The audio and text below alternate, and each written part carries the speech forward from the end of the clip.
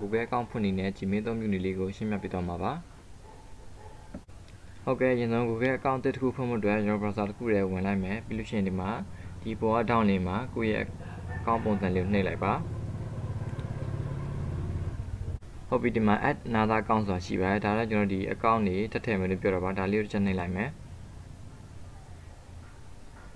ဟုတ်ပြီးလို့ရှိရင်ဒီနေရာမှာကိုယ့်ရဲ့ account ရှိပြီးသားဆိုရင်ဒီမှာ email နဲ့ phone number နေရာမှာကိုယ့်ရဲ့ email ကိုထည့်ပြီးတော့ next နှိပ်လိုက်လို့ရပါတယ်ဒီမှာဆိုရင်ကျွန်တော်တို့က account တစ်ဖွင့်မှာမလို့ဒီမှာ create account ဆိုတာနှိပ်လိုက်မယ်ပြီးရင်ဒီမှာ3ခုရွေးစရာရှိပါတယ် for myself เนาะဒါကျွန်တော်တို့ကိုယ်တိုင်အတွက်လားဒါမှမဟုတ်ကိုယ့်ရဲ့ကလေးအတွက်လားဒါမှမဟုတ်ကိုယ့်ရဲ့ဒီ business ပေါ့เนาะကိုယ့်ရဲ့ဒီစီးပွားရေးလုပ်ငန်းအတွက်လားပေါ့အဲ့တော့ဒီမှာဆိုရင်ကိုက myself အတွက်ပဲလုပ်လိုက်မယ်ကိုယ်တိုင်အတွက်ဖောက်လိုက်မယ်ပေါ့เนาะပြီးလို့ရှိရင်ဒီမှာကိုယ့်ရဲ့ဒီပထမနာမည်ကိုထည့်ပြရပါမယ်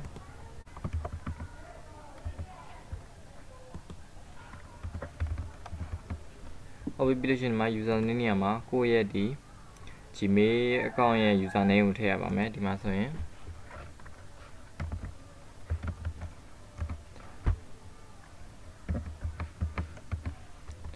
ဟုတ်ပြီပြီးလို့ရှိရင်ဒီမှာဒီကိုယ့်ရဲ့ဒီနာမည်နဲ့ကဏ္ဍလေးထည့်ပြရပါမယ်ပြီးလို့ရှိရင်ဒီမှာ password နေရာမှာဟုတ်ပြီဒီမှာဆိုရင်သူကဒီ user name ကတော်မိသားဖြစ်နေရပါတော့အဲ့တော့နောက်တစ်ခုထည့်ရမယ်ဆိုရင်သူပေးထားတဲ့ဒီရနိုင်တဲ့ user name ကိုပေးထားပါတယ်အဲ့တော့ဒါလေးကိုတစ်ချက်နှိပ်ပြလိုက်မယ်ဟုတ်ပြီဒါဆိုရင်တော့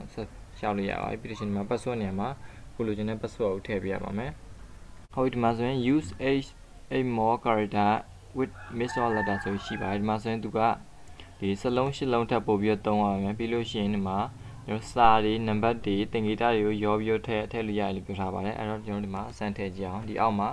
show password ဆိုတာလေးရှိပါတယ်ဒါလေးကိုချက်ဖွင့်ရလိုက်မယ်ဒါဆိုရင်တော့ကျွန်တော်တို့ထည့်တဲ့ password တွေကိုမြင်ရမှာပါအဲ့တော့ဒီမှာဆိုရင်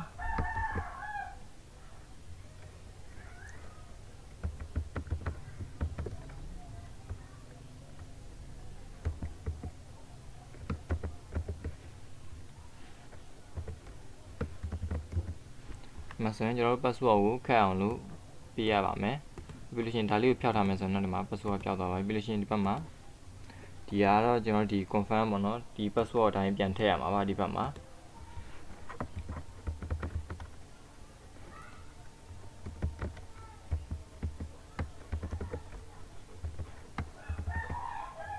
โอเคဒီဘက်က password နဲ့ဒီဘက်က password နဲ့တူရပါမယ်ပြီးလို့ရှိရင် next နှိပ်လိုက်ပါဟုတ်ပြီပြီးလို့ရှိရင်ဒီမှာကိုယ့်ရဲ့ phone number ကိုထည့်ရပါမယ်ပြီးဒီမှာဒီ recovery email address ဆိုတာတော့ကျွန်တော်ရဲ့ဒီ email password မသိတဲ့အချိန်မှာဒီကျွန်တော်ရဲ့ Gmail ကိုပြန်ယူဖို့အတွက်နောက်ထပ် Gmail account တစ်ခုထပ်ထည့်ရပါခုဒါတော့ထည့်မထည့်လည်းရပါတယ်ပြီးလို့ရှိရင်ဒီမှာကိုယ့်ရဲ့ဒီ birthday ပေါ့နော်မွေးနေ့ရွေးမယ်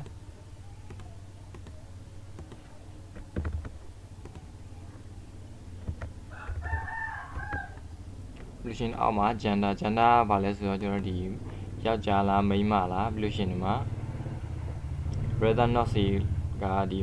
မထည့်ခြင်းလည်းရပါတယ်ပြီးလို့ရှိရင်ဒီမှာ custom ထည့်လို့ရတယ်ကျွန်တော်ဒီမှာမေးပဲထည့်လိုက်မယ်ပြီးလို့ရှိရင်ဟိုမှာ next ကိုနှိပ်လိုက်မယ်ဟုတ်ပြီပြီးလို့ရှိရင်ဒီမှာအောက်ဆုံးမှာ I agree ဆိုတာလေးရှိပါဒါလေးကိုနှိပ်လိုက်ပါ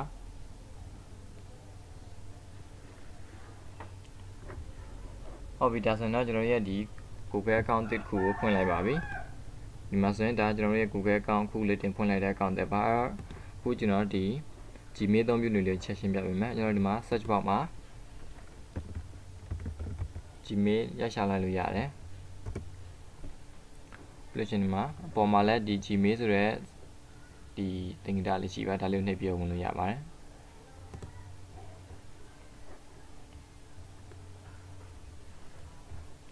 ဟုတ်ပြီးလို့ရှိရင်ဒီမှာဒီ sign in ဆိုတဲ့ဟာလေးနှိပ်လိုက်မယ်ပြီးရင်ဒီမှာကျွန်တော်တို့လိုချင်တဲ့ account နဲ့ဝင်လို့ရပါတယ်ကျွန်တော်ဒီ account နဲ့ဝင်လိုက်မယ်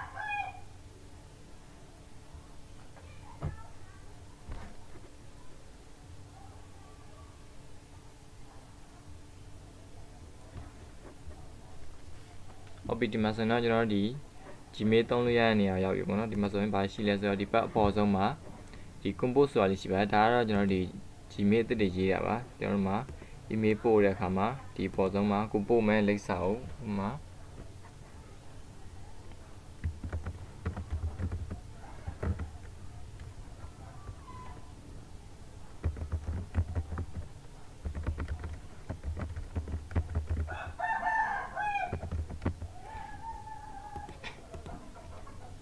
ပေါ်ဆုံးမှာကိုပို့မဲ့လိပ်စာရဲ့နာမည်ကိုထည့်မယ် email ဖြစ်ဖြစ် gmail ဖြစ်ဖြစ်ထည့်မယ်ပြီးလို့ရှိရင်ဒီမှာ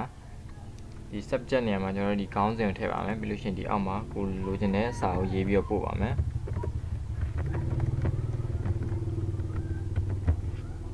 ဟုတ်ပြီပြီးလို့ရှိရင်ဒီအောက်မှာ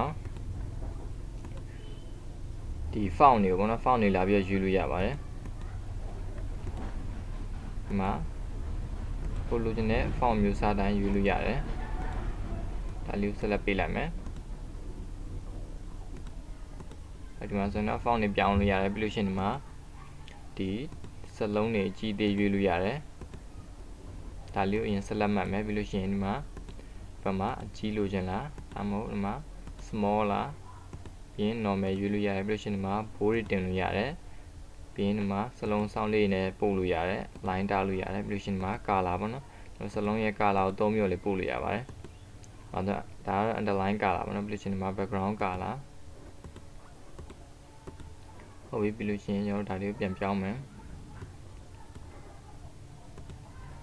ပြီးကျွန်တော်ဒီမှာ background color ကိုဒီအောင်လေးထားမယ်ဒါဆိုတော့ကျွန်တော်ဒီစာသားပေါ့နော်စာသားရဲ့အရောင်လေးပြောင်းလိုက်တာပါအဲ့တော့ဒါမလို့ချင်းဆိုရင်ဒီဘက်မှာဒါလေးကိုပြန်နှိပ်လိုက်ပါဟုတ်ပြီပြီးလို့ရှိရင်ဒီဘက်မှာဒါတော့ဒီစာသားနဲ့ပတ်သက်တဲ့ပြင်ဆင်တဲ့လုပ်ငန်းတွေလုပ်တာပါဒီဘက်မှာလည်းဒီမှာ align နေရွေးလို့ရတယ်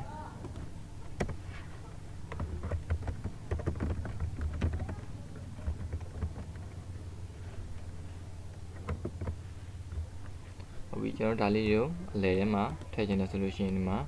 ဒီ align ချိန်တဲ့ထက်မှာဒါဆိုတော့အလဲတက်တက်ရောက်သွားပါပြီပြီးလို့ရှိရင်ဒီမှာဒီဘက်တောင်ကိုကတ်လို့ရတယ်ပြီးရင်ဒီဘက်တောင်ကတ်လို့ရတယ်ပြီးလို့ရှိရင်ဒီဘက်မှာကျွန်တော်နံပါတ်တွေပါတက်လို့ရပါတယ်ဒီဘက်မှာဒါဆိုတော့နံပါတ်တက်ပေးလိုက်တာပါပြီးလို့ရှိရင်ဒီဘက်မှာရွေးစရာအများကြီးရှိပါတယ်အဲ့တော့ဒါကိုလုပ်ချင်းဆိုပြန်နှိပ်လိုက်ဟိုပြီးလို့ရှိရင်ဒါကတော့ဒီစာသားနဲ့ပတ်သက်တော့နောက်တစ်ခုဒီမှာ file တွေပါတွဲပြီးပို့လို့ရပါတယ်ဒါလေးကိုနှိပ်လိုက်မှဆိုရင်ကိုယ့်ရဲ့ဒီset ထဲမှာရှိတဲ့ file တွေကိုပို့လို့ရပါတော့အဲ့တော့ကျွန်တော်ဒီမှာ okay ကျွန်တော်ဒီပုံလေးတစ်ပုံရွေးလိုက်ပြီเนาะဒါဆိုရင်ကျွန်တော်ရွေးလိုက်တဲ့ပုံလေးပါဒီပုံလေးကိုတွဲပို့မှဆိုရင်ဒီဘက်ကခလုတ်လို့နှိပ်ပြီးတော့ထပ်ရွေးလို့ရပါသေးတယ်ဒီမှာဆိုရင်ကိုကြိုက်တဲ့ file ကိုရွေးပြီးတော့ပို့လို့ရပါတယ်ဟုတ်ပြီးလို့ရှိရင်ဒီဘက်မှာ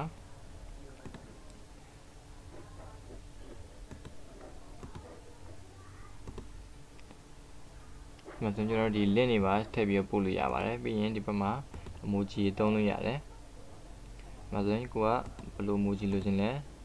ဒီပုံလေးထည့်ပြီးတော့ email ပို့ချင်တယ်ဆိုရင်ဒီမှာဒီပုံလေးထည့်လို့ရပါတယ်ဟုတ်ပြီဒီမှာ emoji တွေရွေးလို့ရပါတယ်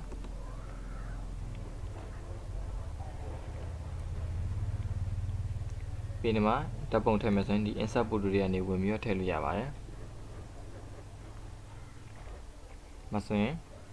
ဒီ select file from your device ဆိုတာရှိပါတယ်ဒါလေးကတော့ကျွန်တော်တို့ရဲ့ဒီ set ထဲကနေ file ကိုရွေးလိုက်တာပါအဲ့တော့ဒီလိုနည်းနဲ့ကျွန်တော်ရဲ့ဓာတ်ပုံတွေထည့်ပြီးတော့မေးပို့လို့ရပါတယ်ဘယ်ဒါဆိုရင်ကျွန်တော်တို့ဒီဒါရေးပြီးသွားပြီဆိုလို့ရှိရင်ဒီမှာအောက်မှာ send ဆိုတဲ့ clip လေးရှိပါတယ်ဒီ send ဆိုတဲ့ clip လေးနှိပ်လိုက်ရင်ကျွန်တော်တို့ဒီ email ပို့သွားမှာဖြစ်ပါတယ်ဒီဘက်